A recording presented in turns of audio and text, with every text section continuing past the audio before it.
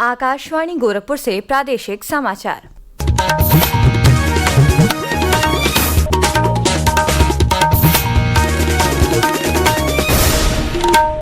नमस्कार, समाचार बुलेटिन के साथ मैं वैष्णवी त्रिपाठी।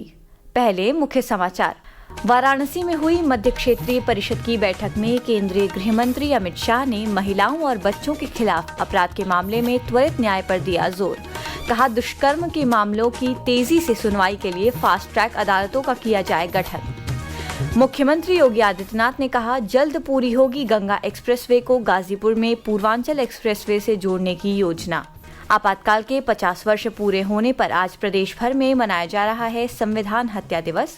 सभी जिलों में प्रदर्शनी सहित विभिन्न जागरूकता कार्यक्रमों का किया जा रहा आयोजन। और प्रदेश भर में रुक रुक कर बारिश का सिलसिला जारी, कुछ क्षेत्रों में आज और कल भारी बारिश का अनुमान। और अब समाचार विस्तार से। वाराणसी में कल हुई मध्य क्षेत्रीय परिषद की बैठक में क्षेत्रीय कानून व्यवस्था, सीमा सुरक्षा, आपदा प्रबंधन और पर्यावरण संरक्षण पर चर्चा की गई। बैठक की अध्यक्षता करते हुए केंद्रीय गृह मंत्री अमित शाह ने महिलाओं और बच्चों के खिलाफ अपराध के मामले में त्वरित न्याय पर जोर दिया। उन्होंने कहा कि दुष्कर्म के मामलों की त्वरित जांच हो और तेजी से सुनवाई के लिए फास्ट ट्रैक विशेष अदालतों का गठन किया जाए। श्री शाह ने कहा कि इस बैठक का उद्देश्य क्षेत्रीय विकास और राष्ट्रीय एकता को मजबूत करना है। ये राज्यों के बीच सहयोग और समन्वय का मजबूत मंच है, जो क्षेत्रीय विकास को गति देने और राष्ट्रीय एकता को बढ़ावा देने में महत्वपूर्ण भूमिका निभाता है।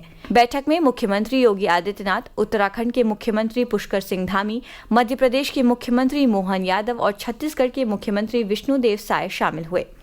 बैठक में गृह मंत्री, सभी मुख्यमंत्री एवं सदस्यों ने प्रधानमंत्री नरेंद्र मोदी की दृढ़ इच्छा शक्ति और भारतीय सशस्त्र सेनाओं के पराक्रम के अभिनंदन का प्रस्ताव प्रस्तुत किया, जिसका परिषद ने ध्वनि मत से अनुमोदन किया। एक रिपोर्ट। मध्य क्षेत्रीय परिषद की बैठक में राज्यों के बीच समन्वय, स्वास्थ्य, पर्यटन, परिवहन और अवसंरचना विकास जैसे विविध विषयों पर गहन चर्चा की गई। साथ ही ग्राम पंचायत स्तर पर नागरिकों को मुख्य सामान्य सेवाओं की ऑनलाइन डिलीवरी का प्रावधान करना, महिलाओं और बच्चों के खिलाफ पॉस्को अधिनियम के तहत यौन अपराध और बलात्कार के मामलों की त्वरित जांच करने के साथ साथ आयुष्मान भारत प्रधानमंत्री जन आरोग्य योजना सहित अन्य बिंदुओं पर चर्चा की गई। बैठक में प्रत्येक राज्य से 2 वरिष्ठ मंत्री, राज्य सरकार के मुख्य सचिव और अन्य वरिष्ठ अधिकारी तथा केंद्र सरकार के वरिष्ठ अधिकारियों सहित 100 से ज्यादा शीर्ष प्रशासनिक अधिकारी शामिल हुए। मनीष सिंह, आकाशवाणी समाचार, वाराणसी। बैठक के बाद मुख्यमंत्री योगी आदित्यनाथ ने सोशल मीडिया प्लेटफॉर्म एक्स पर लिखा कि मध्य क्षेत्रीय परिषद संघीय एकता, राष्ट्रीय अखंडता और क्षेत्रीय विकास को मजबूत करती है। बैठक में शामिल हुए मध्य प्रदेश के मुख्यमंत्री मोहन यादव ने मीडिया से बातचीत में राज्यों के आपसी समन्वय पर जोर दिया। सभी प्रकार के राज्यों के समन्वय को लेकर के यशस्वी प्रधानमंत्री के नेतृत्व में जिस प्रकार से समय चल रहा है, ऐसे में राज्यों के बीच परस्पर समन्वय रहे, विकास के मामले में साझा करे और अपने अपने अनुभव के आधार पर भविष्य में माननीय मोदी जी के नेतृत्व में राज्य उन्नति करे। वहीं छत्तीसगढ़ के मुख्यमंत्री विष्णुदेव साय ने कहा कि बैठक में कई महत्वपूर्ण मुद्दों पर विस्तृत चर्चा हुई, जो सहकारी और प्रतिस्पर्धी संघवाद की दिशा में महत्वपूर्ण कदम है। मुख्यमंत्री योगी आदित्यनाथ ने कल गाजीपुर में विकास परियोजनाओं की प्रगति की समीक्षा की। बैठक के बाद पत्रकारों से बातचीत में उन्होंने कहा कि गंगा एक्सप्रेसवे को गाजीपुर में पूर्वांचल एक्सप्रेसवे से जोड़ने की योजना जल्द पूरी हो जाएगी। उन्होंने कहा कि जिले में हो रहा आधारभूत ढांचे का विकास गाजीपुर को नई पहचान देगा। विकास की सिलसिला अनवरत चलता रहेगा। जनपद अच्छी दिशा में आगे बढ़ रहा है, माफिया मुक्त जनपद बना है और विकास की प्रक्रिया के साथ अब गाजीपुर आधुनिक इंफ्रास्ट्रक्चर का लाभ प्राप्त कर रहा है। मुझे पूरा विश्वास है कि आधुनिक इंफ्रास्ट्रक्चर जनपद गाजीपुर को भी एक नई पहचान दिलाएगा। कर्मचारी भविष्य निधि संगठन EPFO ने कहा कि अग्रिम दावों के लिए स्वतः निपटान राशि की सीमा को 1 लाख से बढ़ाकर 5 लाख रुपए करने का फैसला किया है। ये राशि लाभार्थियों को 72 घंटे के अंदर ही प्रदान कर दी जाएगी। केंद्रीय श्रम और रोजगार मंत्री मनसुख मांडविया ने एक सोशल मीडिया पोस्ट पर इसकी जानकारी देते हुए कहा कि ये कदम लोगों के हित में है। केंद्रीय कौशल विकास और उद्यमशीलता राज्य मंत्री जयंत चौधरी और केंद्रीय महिला एवं बाल विकास राज्य मंत्री सावित्री ठाकुर ने कल सोनभद्र में किशोरियों को आत्मनिर्भर बनाने वाले नव्या व्यावसायिक प्रशिक्षण कार्यक्रम का शुभारंभ किया। कार्यक्रम को संबोधित करते हुए श्री चौधरी ने कहा कि नव्या कार्यक्रम से आकांक्षी जिले की किशोरियों को लाभ मिलेगा, साथ ही वे स्वावलंबी भी होंगी। उन्होंने कहा कि दोनों विभागों के समन्वय से कार्यक्रम संचालित हो रहा है। होल ऑफ गवर्नमेंट अप्रोच यानी विभागीय समन्वय बनाना, आपस में जो योजनाएं हैं उनको क्रियान्वित करना, दोनों ही मंत्रालय आपस में समन्वय बना के काम कर रहे हैं। प्रादेशिक समाचार आप आकाशवाणी गोरखपुर से सुन रहे हैं। ये समाचार बुलेटिन हमारे YouTube channel AIR news Gorakhpur और X हैंडल AIR news_GKP पर भी उपलब्ध है। देश भर में आज संविधान हत्या दिवस मनाया जा रहा है।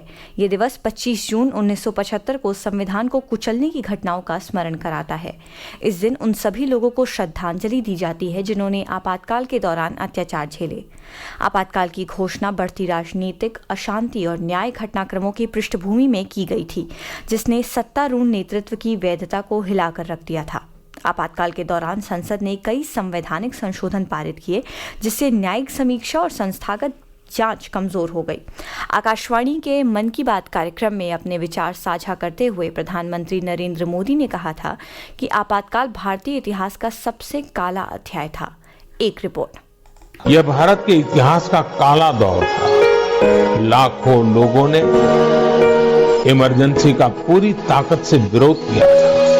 लोकतंत्र के समर्थकों पर उस दौरान इतना अत्याचार किया गया, इतनी यातनाएं दी गई कि आज भी मन सिहर उठता है। शाह जांच आयोग ने पाया कि आपातकाल के दौरान देश भर में 1 करोड़ से ज्यादा नसबंदी की गई। इस अवधि के दौरान लगभग 26,000 सरकारी और सार्वजनिक क्षेत्र के कर्मचारियों को समय से पहले सेवानिवृत्त कर दिया गया और संसदीय और न्यायिक कार्रवाई को सेंसर किया गया और अदालती फैसलों को उनके प्रकाशित रूप में संपादित या नियंत्रित किया गया। अनुपम मिश्र, आकाशवाणी समाचार, दिल्ली। इस अवसर पर प्रदेश भर के जिलों में प्रदर्शनी और विभिन्न कार्यक्रमों के जरिए आपातकाल के दौरान दी गई यातनाओं के बारे में आम जन को जागरूक किया जाएगा। लखनऊ में मुख्यमंत्री योगी आदित्यनाथ आपातकाल की त्रासदी पर आधारित प्रदर्शनी का उद्घाटन करेंगे। विधानसभा अध्यक्ष सतीश महाना ने कल अयोध्या में श्री रामलला का दर्शन किया। इसके बाद पत्रकारों से बातचीत में उन्होंने समाजवादी पार्टी से निष्कासित 3 विधायकों के विषय पर कहा कि कोई भी विधायक अपनी पार्टी की मंशा के अनुरूप काम नहीं करता है तो उस दल का अधिकार है कि वह अध्यक्ष के समक्ष अपनी याचिका दाखिल कर सकता है, जिस पर गुण दोष के आधार पर निर्णय होता है। उन्होंने कहा कि अभी तक किसी के निष्कासन की आधिकारिक सूचना नहीं दी गई है। यदि ऐसा कोई आवेदन प्राप्त होता है तो नियमानुसार कार्यवाही की जाएगी। सामूहिक विवाह योजना में आर्थिक सहायता राशि को दुगना करने के साथ ही शासन ने इसकी निगरानी भी बढ़ा दी है। योजना में गड़बड़ी रोकने और इसका लाभ पात्रों तक पहुंच सके, इसके लिए तकनीकी का प्रयोग कर इसे और प्रभावशाली, सरल और पारदर्शी बनाया जा रहा है। समाज कल्याण मंत्री असीम अरुण ने बताया कि सरकार का उद्देश्य है कि योजना का लाभ पात्र परिवार आसानी से ले सकें। इसके लिए कई सत्र पर बदलाव किए जा रहे हैं। आवेदक युगलों को दिए जाने वाली उपहारों की गुणवत्ता और आपूर्ति में पारदर्शिता के लिए अब फॉर्मों का चयन निदेशालय स्तर से किया जाएगा।